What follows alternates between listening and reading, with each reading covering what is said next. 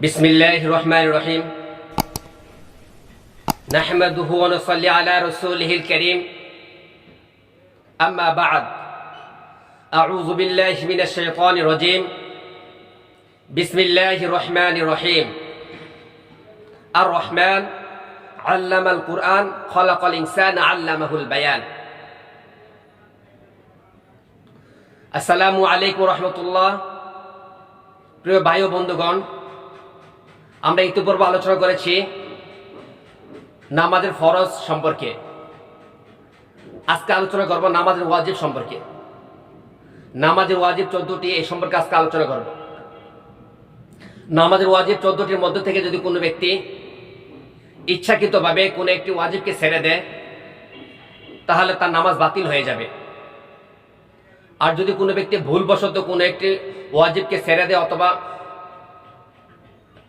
উলটপালট করে ফেলে তাহলে তার উপরে সাহু সাজদা দেওয়া ওয়াজিব হয়ে যায়। সাহু সাজদা বলা হয়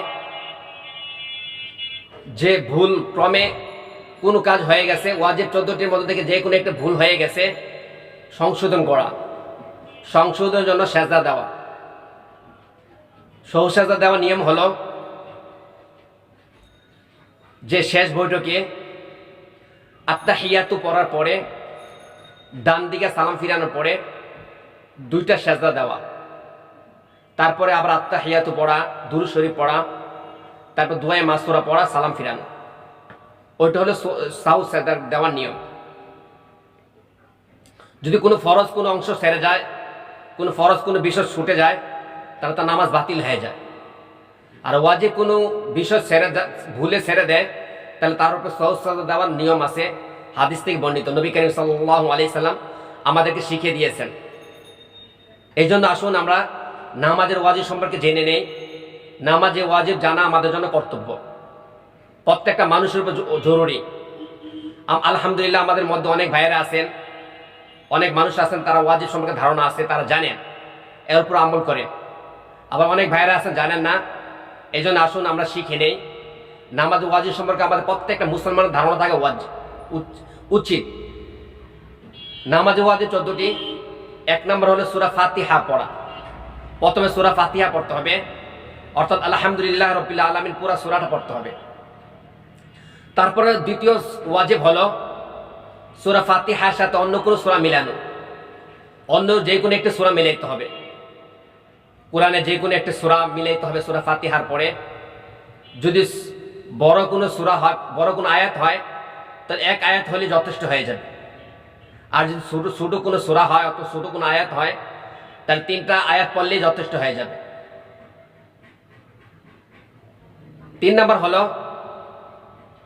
রুকু সাজদা দেরি করা। রুকু এবং সাজদাকে দেরি করতে হবে।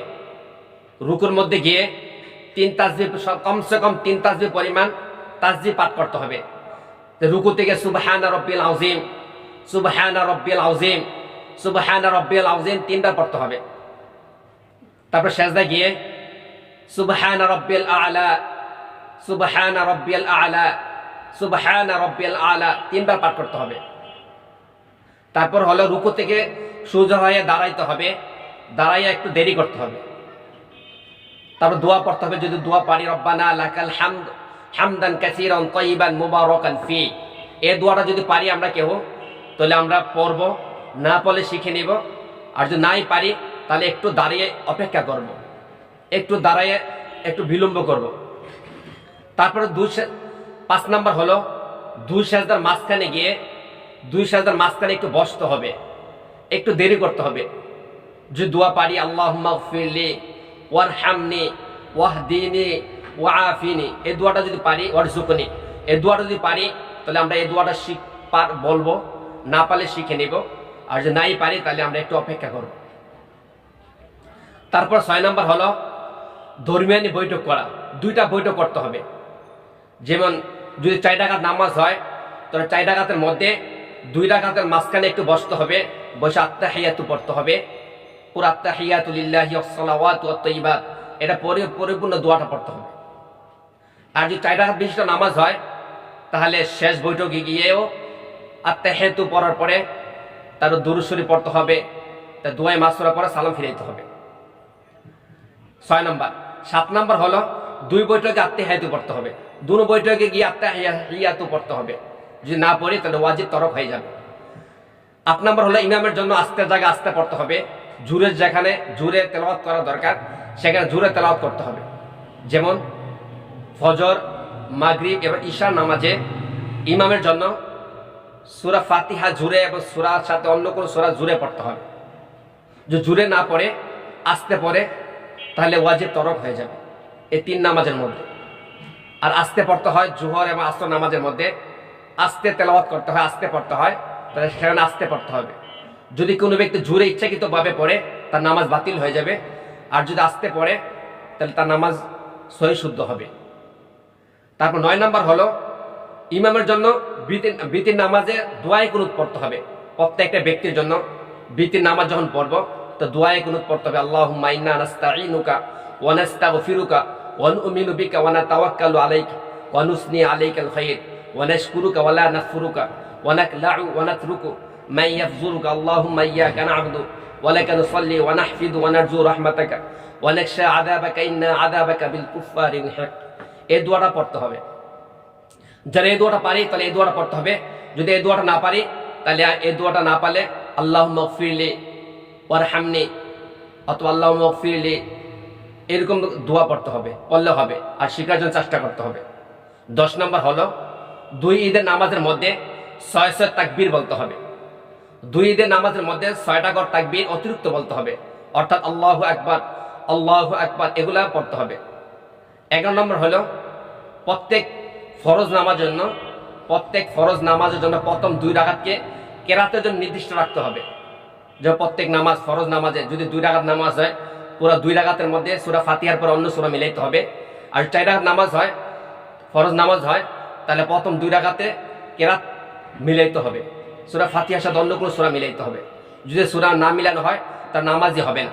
এই জন্য আসুন 12 নম্বর হলো প্রত্যেক নামাজ তারতিবকে ঠিক রাখতে হবে। প্রত্যেক নামাজের ফরজের তারতিবকে ঠিক রাখতে হবে, অর্থাৎ ফরজ যে নামাজের ভিতরে যে ফরজগুলো আছে ওই ফরজগুলোকে তারতিব মানে নিয়মতান্ত্রিকভাবে করতে হবে। যেমন হাত আল্লাহু আকবার বলে হাত বাঁধতে হয়, রুকু করতে হয়, সেজদা করতে হয়। তারপর এরকমভাবে যদি আমি রুকুর আগে সেজদা করি, সেজদার আগে হাত বাঁধে এরকম হইলে হবে না। তারতিব ঠিক রাখতে, রুকু করতে হবে, রুকুর আগে সেজদা করা যাবে না, রুকু করতে হবে, সেজদা করতে হবে, বসতে হবে, এরকম ভাবে নিয়মগুলো তারতিব ঠিক রাখতে হবে। তারপরে হচ্ছে 13 নম্বর হলো ওয়াজিবগুলো তারতিব ঠিক রাখতে হবে। যেমন যে নামাজ 14টা ওয়াজিব নিয়মতান্ত্রিকভাবে আদায় করতে হবে। যেমন সূরা ফাতিহা পড়তে হবে, সূরা ফাতিহার পর সূরা মিলাইতে হবে, রুকু করতে হবে, সেজদা করতে হবে, তারপর শেষ বৈঠক করতে হবে, দুনো বৈঠক করতে হবে, এরকম ভাবে নিয়মতান্ত্রিকভাবে করতে হবে। কেউ যদি ইচ্ছাকৃতভাবে এগুলাকে নিয়মতান্ত্রিক না করে তার নামাজ বাতিল হয়ে যাবে। আর যদি ইচ্ছাকৃত ভুলে করে ফেলে তার হবে সাজদাও ওয়াজিব হয়ে যাবে। আর 14 নম্বর হলো সালামের মাধ্যমে নামাজকে শেষ করতে হবে। প্রথমে ডান দিকে সালাম ফিরাইতে হবে আসসালামু আলাইকুম রাহমাতুল্লাহ, তার বাম দিকে আসসালামু আলাইকুম রাহমাতুল্লাহ বলে নামাজকে শেষ করতে হবে। এই 14টা ওয়াজিব আসুন আমরা শিখি এবং অন্যকে দাওয়াত দেই। যদি আমরা প্রত্যেকে যদি শিখি, নবী করিম সাল্লাল্লাহু আলাইহি সাল্লাম বলেন বাল্লিগু আন্নী ওয়ালাউ আয়া, আমার পক্ষ থেকে একটি বাণী হলে পৌঁছায় দাও। এই জন্য আসুন আমরা শিখি, অন্যদেরকে দাওয়াত দেই এবং আমরা প্রত্যেকটা মানুষকে দাওয়াত দিই। এরপরে আমাদের বিষয় আসবে নামাজের সুন্নাহ সম্পর্কে, এরপরে আসবে ইনশাআল্লাহ নামাজ ভাঙার কারণ, কয়টি কারণ নামাজ ভাঙে, এরকমভাবে ধারাবাহিকভাবে আমাদের এই আলোচনা চলতে থাকবে ইনশাআল্লাহ। আল্লাহ পাক রব্বুল আলামিন আমাদের সকলকে তৌফিক দান করেন। ওয়া মা তাওফিক ইল্লা বিল্লাহ।